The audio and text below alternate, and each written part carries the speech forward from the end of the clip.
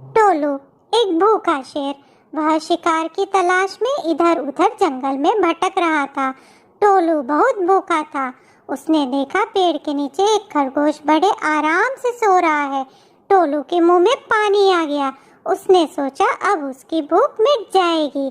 वह जैसे ही खरगोश को दबोचने गया, उसने देखा कुछ दूर पर एक हिरन घास चर रहा है। टोलू ने सोचा, खरगोश तो इतना छोटा है, इससे क्या मेरी भूख मिटेगी। अगर वह हिरन का शिकार कर ले तो उसे ज्यादा खाने को मिलेगा। और वह हिरन का शिकार करने चला गया। हिरन टोलू को देखकर तेजी से भाग गया। टोलू हिरन को नहीं पकड़ सका। टोलू ने सोचा चलो खरगोश का ही शिकार कर लेते हैं। लेकिन जब टोलू वापस आया तब तक खरगोश भाग गया था।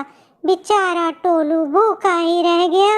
इस कहानी से हमने सीखा, हमें लालच नहीं करना चाहिए। जो हमारे पास है उसमें संतुष्ट रहना चाहिए। ऐसी एक बार घने जंगल के बीच एक तालाब था। तालाब में ढेर सारे मेढक रहते थे। वहाँ मेढक बहुत खुशी खुशी रहते थे और शाम ढलते ही सारे मेढक जोर जोर से टरटराने लगते थे। उनमें से दो मेढक, पूकी और सूकी, हर समय तालाब का राजा बनने के लिए लड़ते रहते थे। पूकी कहता कि वह सबसे ज्यादा ताकतवर है और वह किसी से नहीं डरता। सूकी कहता कि वह सबसे ज्यादा ताकतवर है और उसे कोई हरा नहीं सकता। इस तरह दोनों अपने बारे में डींगे मारा करते थे। एक दिन तालाब में एक बड़ा सा बगुला आया। उसने पूकी की तेज आवाज सुनकर उसे अपनी चोंच में पकड़ लिया और बगुला उसे खाने ही जा रहा था कि बगुले ने देखा एक सांप उसके पैर के पास है। वह पूकी को छोड़कर सांप को चोंच में दबाकर उड़ गया। पूकी की जान बाल बाल बच गई। वह बहुत डर गया और उसने टरटराना ही छोड़ दिया। अगले दिन बगुला फिर आया और सूकी की तेज आवाज सुनकर बगुले ने सूकी को अपनी चोंच में पकड़ लिया और वह उसे खाने ही जा रहा था। तब तक वहाँ एक लोमड़ी आ गई और वह बगुले का शिकार करने के लिए उस पर झपटी। तब सूकी बगुले की चोंच से गिर गया और बगुला उड़ गया। सूकी की जान बाल बाल बच गई। वह भी बहुत डर गया था। उस दिन के बाद पूकी और सूकी दोनों सभी मेढकों के साथ मिलकर रहने लगे और उन्होंने बड़ी बड़ी डींगे मारना भी छोड़ दिया। ऐसी कुकी खरगोश थोड़ा परेशान था कि पता नहीं मेरे दिमाग में इतने सारे सवाल क्यों आते हैं और मेरे इतने सवालों का जवाब कौन देगा। वह दिन भर तरह तरह के सवाल सोचता रहता, जैसे आसमान का रंग नीला क्यों है, नदी में इतना सारा पानी कहाँ से आता है, फूल रंग बिरंगे क्यों होते हैं, पेड़ पौधों की पत्तियाँ हरे रंग की क्यों होती है, बारिश कैसे होती है, और इस तरह के ढेरों सवाल।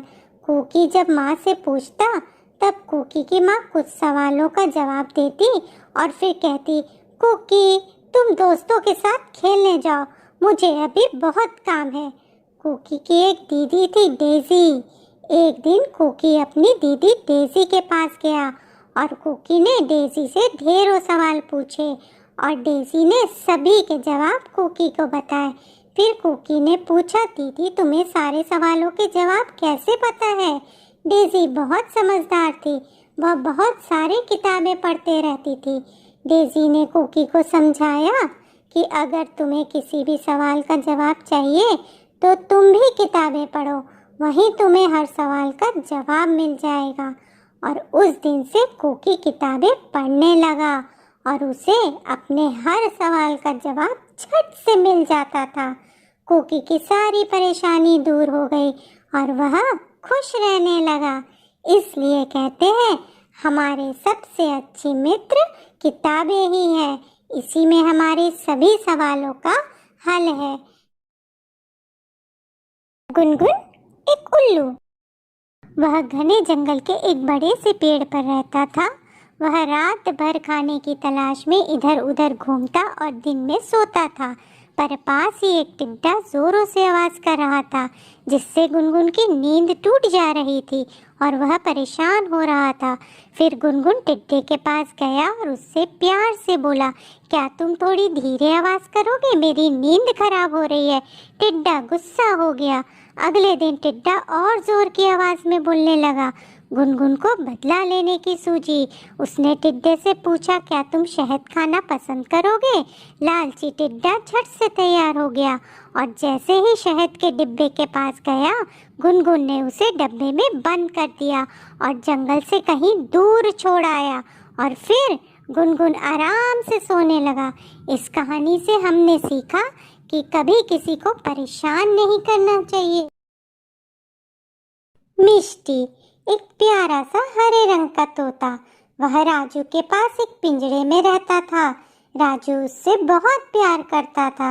वह मिष्टी को सही समय पर उसके पसंद का खाना खिलाता और वह मिष्टी से घंटों बातें किया करता था। राजू मिष्टी का बहुत ख्याल रखता था। मिष्टी भी राजू को बहुत पसंद करता था और राजू से बहुत बातें किया करता था। पर अक्सर मिष्टी खुले आसमान की तरफ देखते हुए दुखी हो जाता था। वह भी सभी पक्षियों की तरह खुले आसमान में उड़ना चाहता था। राजू की माँ मिष्टी के मन की बात समझ रही थी। एक दिन राजू की माँ ने उसे समझाया, मिष्टी भी बाकी पक्षियों की तरह पंख फैलाकर खुले आसमान में उड़ना चाहता है। एक पेड़ से दूसरे पेड़ पर जाकर बैठना चाहता है। हमें मिष्टी को पिंजरे में बंद नहीं करना चाहिए। एक पक्षी को पिंजरे में बंद रखना अन्याय है।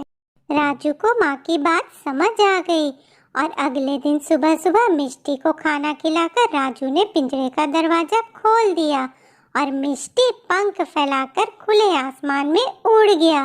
वह बहुत खुश था। मिष्टी राजू को बहुत पसंद करता था। वह हर सुबह राजू से बात करने आता और फिर अपने दोस्तों के साथ खुले आसमान में उड़ जाता। इस कहानी से हमने सीखा, हमें पक्षियों को पिंजरे में नहीं रखना चाहिए। उन्हें भी अपनी आज़ादी प्यारी है। ऐसी ढेर सारी कहानियों के लिए चैनल को सब्सक्राइब करें, लाइक करें और कमेंट करें।